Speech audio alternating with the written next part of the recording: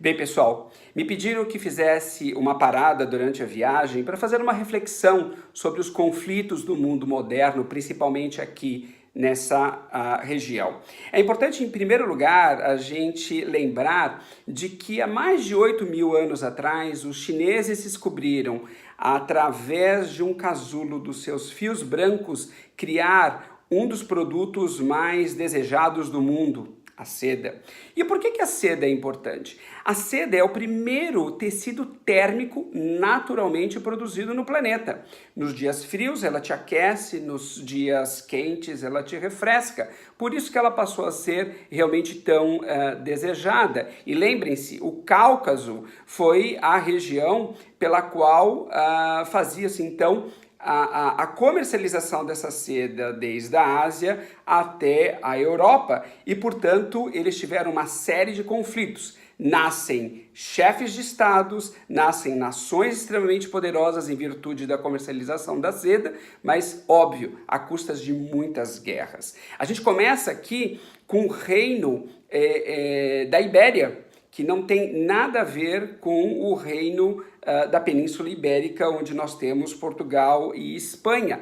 Além disso, vem os impérios, os safávidas do norte do Irã, você tem o Império Turco Otomano, depois você tem o Império Russo e assim sucessivamente. Aliás, vamos só lembrar, o Cáucaso, essa região formada pela Armênia, pela Geórgia e o Azerbaijão, ele ficou sob domínio da União das Repúblicas Socialistas Soviéticas desde 1921 até 1991, quando então, em 89, começa o colapso da União das Repúblicas Socialistas Soviéticas e eles ganham então a sua independência. Mas isso não é um fenômeno só daqui não. Para vocês terem uma ideia, outros fenômenos aconteceram de conflitos no mundo que ainda estão sob júdice, não é?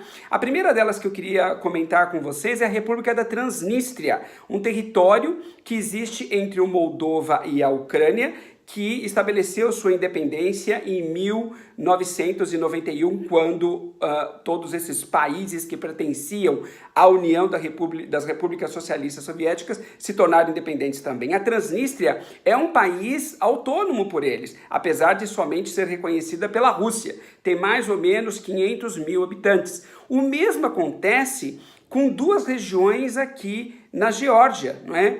A Abcásia e a Odécia do Sul. São duas regiões aqui que fazem fronteiras da Geórgia com a Rússia, que são reconhecidas pela Rússia, mas que a Geórgia reclama, obviamente, o seu território. E não vamos longe, não. Nós temos mais um aqui pertinho do lado. Nós temos o território de Nagorno-Karabakh, que nada mais é do que um território de povo armênio, mas dentro do Azerbaijão. Por isso que a Armênia e a Azerbaijão ainda estão em guerra por causa desse território. Mas, pessoal, o que a gente tem que entender é que é difícil você controlar um território onde o povo não seja o mesmo. Então, vou dar um exemplo. O Kosovo, por exemplo.